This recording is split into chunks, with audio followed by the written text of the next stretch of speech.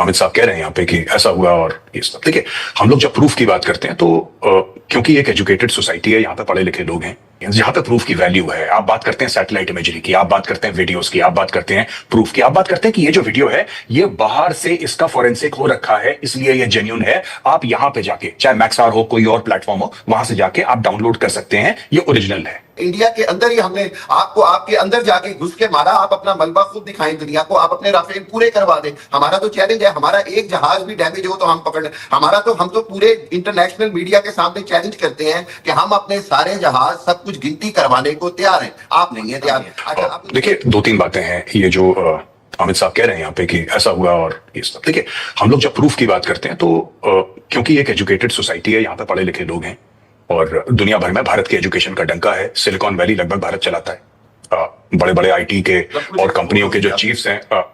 दो बातें पढ़ी लिखी सोसाइटी पे कर दूं। जीरो सिविक सेंस, घटिया, चोर, शॉपलिफ्टर, स्कैमर, बेगैरत, लड़कियों को ताड़ने छेड़ने वाले, पूरी दुनिया में मशहूर ये हैं भारतीय, जिनके बारे में मेरी कई वीडियोस हैं। आप खुद भारतीयों की ही मैंने दिखाई हैं कि वो कह रहे हैं कि हम किस तरफ जा रहे हैं। वो अपने माथा पीट रहे हैं। जो कुछ गिने चुने सेंसिबल बंदे हैं ना, वो अपना माथा पीट रहे हैं। और ये गोबर और ये क्या कह रहा है, एजुकेटेड सोसाइटी है इनकी।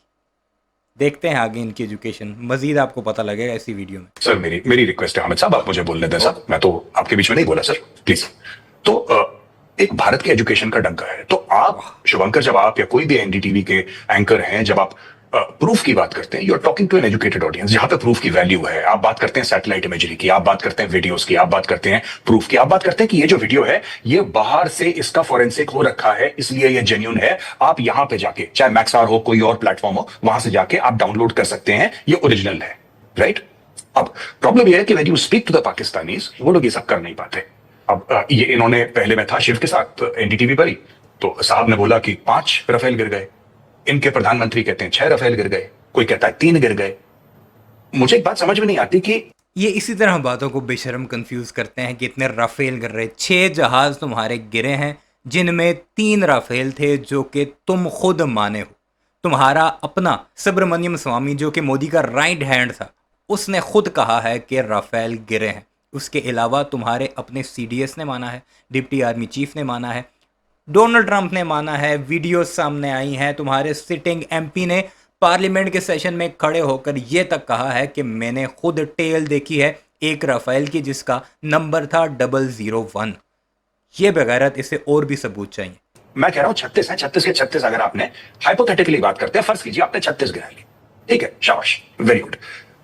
एक बात तो मुझे बताइए सर, एक राफेल कहां गिरा है? कुछ एक राफेल गिरता है, उसका मलबा होता है, वो जहाज है सर, कई टन का जहाज है, it's not a small thing.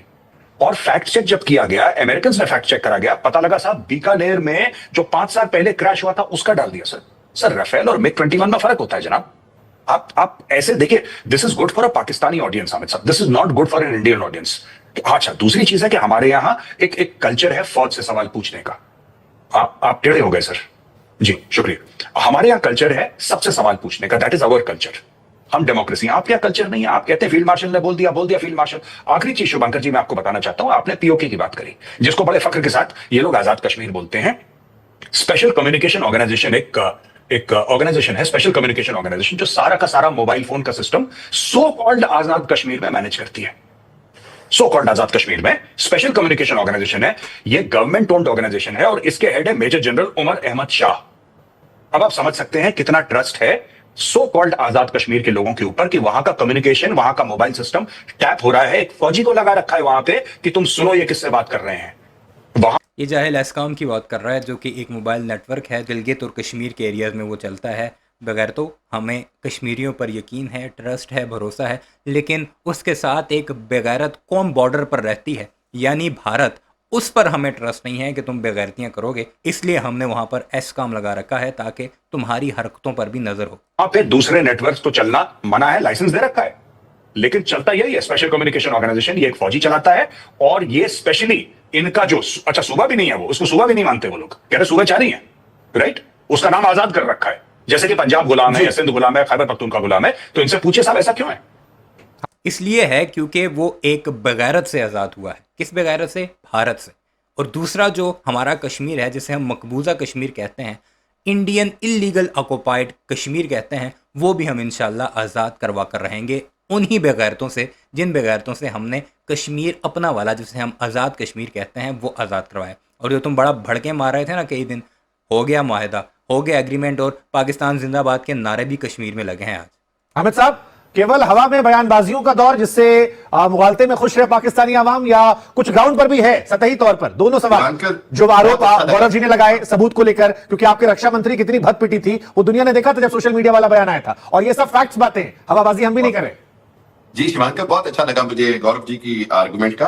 देखें, बात यह है कि हमने तो सिंपल सा कहा कि आप अभी तक मानते हैं आपका S-400 सिस्टम तबाह हुआ, आपका जनाब इलेक्ट्रिसिटी का निजाम तबाह हुआ, आपकी जो सिस्टम है, कैमरास हैं, आपकी सिक्योरिटी सारी हैक हो गई। उसके बाद आप राफेल का पूछते हैं कि मलबा कहां गिरा, तो हम तो ये कह रहे हैं कि इंडिया के अंदर ही हमने आपको आपके अंदर जाके घुस के मारा। आप अपना मलबा खुद दिखाएं दुनिया को, आप अपने राफेल पूरे करवा दें। हमारा तो चैलेंज है, हमारा एक जहाज भी डैमेज हो तो हम पकड़ ये पॉइंट है। आसान हल है, अपने सारे के सारे जो तुम्हारे 36 जहाज हैं उन्हें ले आओ सामने राफेल को, बाकी जो इन्वेंट्री है उसे भी पूरा करके दिखा दो, फिर हम मान लेंगे तुम्हारा कोई जहाज नहीं गिरा। जिस तरह 2019 में जब तुमने मिग जैसे एक तैयारे से, अभिनंदन वाले तैयारे से F-16 का ढंडोरा पीटा था, फिर अमेरिका से कंपनी आई थी पाकिस्तान और हमने वो सारे जहाज गिनवाए थे कि ये हैं देखो सारे के सारे पूरे हैं, और उसने बाकायदा पेपर पब्लिश किया था कि पाकिस्तान के किसी F-16 जहाज़ को कोई भी डैमेज नहीं हुआ। इवन के ये तक कहा गया कि F-16 तो उड़ा ही नहीं। अभी भी इन्हें ऑफर है, ले आएँ अपने। और ये जो जलील होते हैं, ट्रम्प रोज़ाना इन बगैरतों को चपेड़े मारता है, इनको इनकी औकात दिखाता है, पूरी दुनिया में जलील हो रहे हैं। पाकिस्तान की फॉरेन पॉलिसी कहाँ से कहाँ पहुँच गई है, डिप्लोमेसी में पाकिस्तान इसी के बाद कितना आगे निकल गया है। बिल्कुल आसान हल है, सारे जहाज़ सामने लेकर आओ, मोदी को साथ खड़ा करो, जिस तरह S-400 के एक ढांचे के सामने तुमने खड़ा किया था। मोदी को खड़ा करो और कहो दुनिया को, आओ जी गिन लो हमारे जहाज़ पूरे हैं।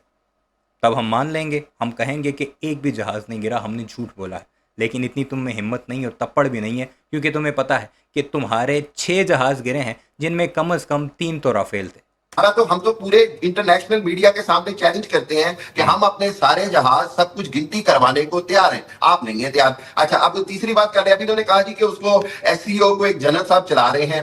गौरव आर्या, बहुत अच्छी बात आपकी रिसर्च, लेकिन आपको ये पता है कि पाकिस्तान आर्मी के अंदर 10 कोर से लेके कहां कहां पर इस वक्त जो 3 स्टार जनरल्स हैं जो आजाद कश्मीर से हैं, हमारे यहाँ तो फौज के अंदर इतने कश्मीरी हैं कि हमारा वो फख्र है, हमारे माथे का झूमर है। आपका शायद बायस ओपिनियन होता है, इसलिए आप रिसर्च उसी अंदाज में करते हैं। अच्छा, चौथी बात अब आप ये भी सुन लें कि जो कश्मीर के अंदर अल्हम्दुलिल्लाह जो कश्मीर के अंदर कश्मीरी है, वो सबसे ज्यादा इसी बात पे फख्र करता है कि पाकिस्तान के साथ जुड़े होने का मतलब है पाकिस्तान हमारी हिफाजत करेगा, पाकिस्तान हमारे से है, हम पाकिस्तान से हैं। अच्छा, और ये भी मैं आपको एक और बात बताता चलूं कि आइंदा आने वाले दिनों में ये जो बार बार ऑपरेशन सिंदूर की बात करते हैं ना, हम तो खुद कहते हैं कि हमें अमेरिका ने ना रोका होता तो हम दिल्ली समेत, बंबई समेत आगे तक जाके एक बार इंडिया को हमेशा के लिए ठंडा कर देते। सही बात है, ये कहते हैं कि अगर ट्रंप, सही बात है गौरव जी। अब थोड़ा मेरा डाइजेशन सिस्टम थोड़ा गड़बड़ हो रहा है मेरा। 47, 99, 71 यहाँ अलग हिस्ट्री चल रही है सर।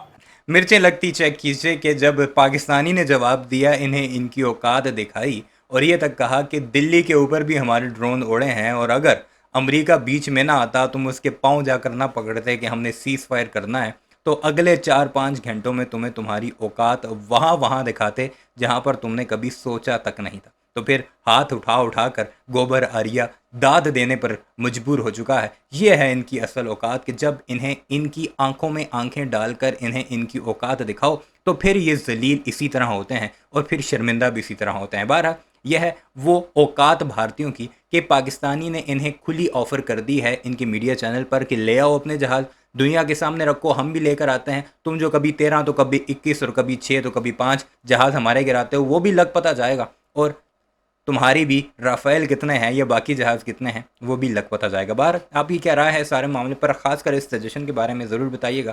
चैनल को सब्सक्राइब नहीं किया तो ऐसे वीडियोज़ के लिए उसे भी ज़रूर सब्सक्राइब कीजिएगा।